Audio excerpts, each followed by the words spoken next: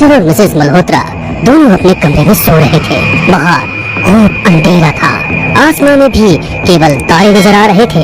दूर कहीं सियार के रोने की आवाज आ रही थी। घड़ी ने जैसे ही 12 बजाए, एक काली बिल्ली उनके कमरे में आ गई और रोने लगी। मिस्टर मल्होत्रा उसे भगाने के लिए अपनी जगह से उठे ही थे कि उन्होंने देखा मिसेस मल्होत्रा अचानक से अपनी जगह पर बैठ गई। कुछ पल के बाद यंत्रवत वो किचन में पहुंची और वहाँ पर रखा हुआ घासलेट का डिब्बा उन्होंने खुद पर डाल माचिस से आग लगा ली। उनकी चीखों से पूरा मोहल्ला गूंज उठा। सभी लोग उन्हें बचाने की कोशिश कर रहे थे, मगर वो उन्हें बचाने में नाकामयाब रहे। अगली सुबह जब इंस्पेक्टर उस जगह का निरीक्षण कर रहे थे तो उन्हें भी कुछ खास हासिल नहीं हुआ।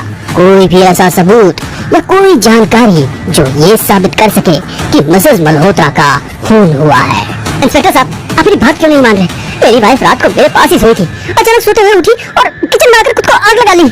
आपकी बात पर कैसे यकीन कर लूं? आपके घर पर पिछले 6 महीनों में ये तीसरी मौत है। हर बार आप मौत को हादसा बताने की कोशिश करते हैं या फिर कोई ऐसी कहानी सुनाते हैं जिसके सच होने पर हमें शक होता है। आज आप कह रहे हैं कि उन्होंने नींद में उठकर उन्होंने खुद को जला लिया। माफ कीजिएगा मिस्टर मल्होत्रा, आप किसी बच्चे को भी ये कहानी सुनाएंगे ना तो उसे भी यकीन नहीं होगा।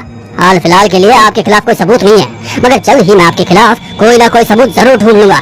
फिर आप जेल की सलाखों के पीछे नई कहानियां बनाते रहिएगा।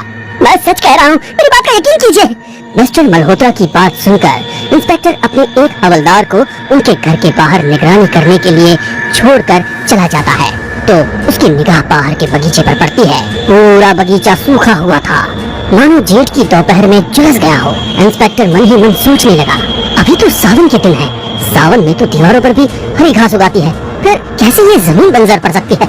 आसपास के घरों में तो हरियाली है। इंस्पेक्टर के जाने के बाद मिस्टर मल्होत्रा एक चेयर पर अपना सिर पकड़कर बैठ गए और उनकी आंखों के आगे सारी पुरानी बातें घूम रही थी। कुछ दिनों पहले ही जब उनका बेटा गांव से आया था तो वो कितने बदले हुए से थे, मानो किसी के इशारों पर चलने वाला रोबोट हो। रवि, कहाँ हो तुम?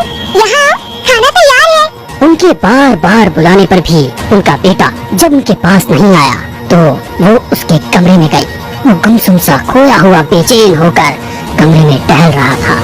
उसकी बेचैनी मिसेस मल्होत्रा से देखी नहीं गई और वो उसके करीब पहुंच गई। उसके हाथों को अपने हाथों में लिया तो उसके नाखून बड़े हुए थे। शरीर एकदम बर्फ की तरह ठंडा था। अचानक बेटे के शरीर का तापमान इतना गिरा हुआ देख उन्होंने कमरे का हीटर चालू किया और उसे हीटर के सामने बिठाया। हीटर के सामने बैठते ही उसका शरीर बुरी तरह से अकड़ने लगा। वो आंखें गोल गोल घुमाता हुआ इधर उधर देख रहा था। अचानक उसने अपनी गर्दन को सीधा करने के लिए झटका किया तो गर्दन लंबी होती चली गई। अपने बेटे की जिराफ जैसी लंबी गर्दन देख उनकी चीख निकल गई। उनकी चीख सुनकर जब पूरा परिवार वहाँ पर इकट्ठा हुआ तो उसने अचानक ही पास रखी कांच की बोतल को तोड़कर अपने हाथ की नस काट ली। संयोग से उस दिन भी अमावस्या थी। मिस्टर मल्होत्रा आराम कुर्सी पर बैठ कुछ सोच रहे हैं। बेटे की दर्दनाक मौत का घाव भरा भी नहीं था कि आज पत्नी की हत्या। ये हत्या है, आत्महत्या या कुछ और? कुछ समझ नहीं आ रहा कि चल क्या रहा है इस घर में। जब से इस नए घर में रहने आए कुछ भी अच्छा नहीं हुआ है। सोचते हुए मिस्टर मल्होत्रा दोबारा अतीत में पहुंच गए। पूरा घर खूबसूरत लाइटिंग और फूलों से सजा हुआ है। मेहमानों का आना जाना चालू है। मिस्टर और मिसेस मल्होत्रा सारे मेहमानों के स्वागत में व्यस्त थे। मान गए आपकी चॉइस को मिसेस मल्होत्रा। मल्होत्रा साहब के रिटायरमेंट के बाद रहने के लिए बहुत ही बढ़िया लोकेलिटी पसंद की है आपने। मगर सुना है यहाँ पर पहले कभी कहते हुए पहला मेहमान चुप हो गया, मगर उसकी अधूरी बात को पूरा करते हुए दूसरे मेहमान ने बीच में ही बोल दिया। क्या कहना चाहते हो शर्मा जी? यही ना कि यहाँ पर पहले कबीले के लोग रहा करते थे जो आत्माओं को वश में कर लेते थे। यार सुना तो यही है, पर इस जगह के बारे में क्या ये सच है? तुम भी ना किसी के हाउस वार्मिंग पार्टी को एंजॉय करने की बजाय वहाँ के खड़े हुए मुर्दे उखाड़ रहे हो। अरे मैं तो नॉर्मल बात कर रहा था, तुम तो बुरा मान गए। मगर फिर भी कहूँगा पार्टी वगैरह तो ठीक है, एक बार ग्रह शांति की पूजा जरूर करा लेनी चाहिए। सुना है आज भी कई लोगों को कबीले के लोग अमावस्या को दिखाई देते हैं।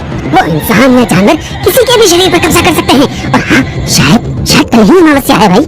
उन लोगों की बातें सुनकर मिसेस मल्होत्रा बहुत डर गई थी।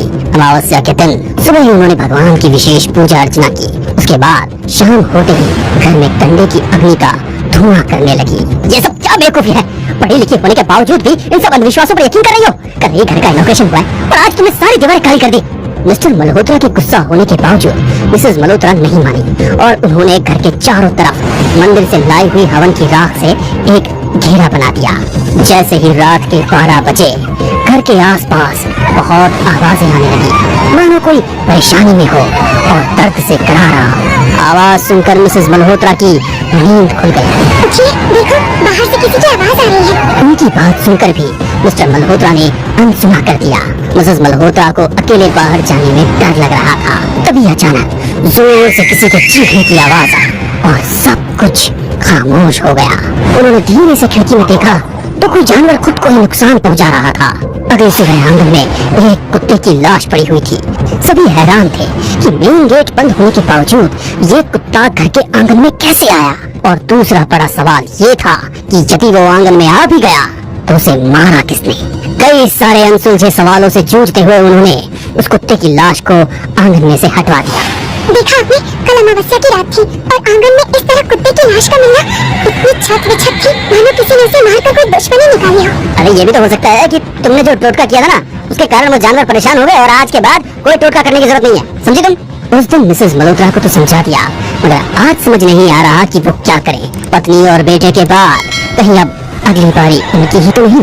सोचते हुए उनका पूरा शरीर पसीना पसीना हो गया। मुझे जरूर किसी की मदद लेनी चाहिए, कहते हुए वो अपनी चेयर से खड़े ही हुए थे कि अचानक उनका पूरा शरीर अकड़ने लगा। उनके सामने पत्नी, बेटा और वो घायल कुत्ता खड़ा था। उन्हें देखकर उनके चेहरे पर मुस्कुराहट आने लगी।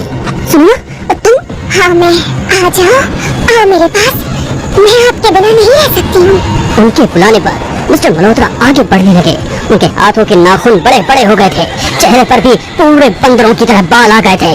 हाँ, मैं आ रहा हूँ तुम्हारे पास, मैं भी तुम दोनों के बिना नहीं रह सकता हूँ, कहते हुए वो अपने बड़े नाखूनों से ही खुद का शरीर नोचने लगे। पूरे शरीर से खून बह रहा था। वो कुत्ता जमीन पर टपकने वाला खून पी रहा था। माँ, हम आज क्यों पापा को लेके जा रहे हैं? आज तो अमावस्या भी नहीं है। बेटी की बात सुनकर मिसेस मल्होत्रा जोर जोर से हंसने लगी। सिर्फ अमावस्या ही नहीं, यदि कोई हमारी दुनिया में दखल देने की कोशिश करेगा तो उसे अपनी जिंदगी से हाथ धोना पड़ेगा और अपनी दुनिया को अलविदा कहना होगा।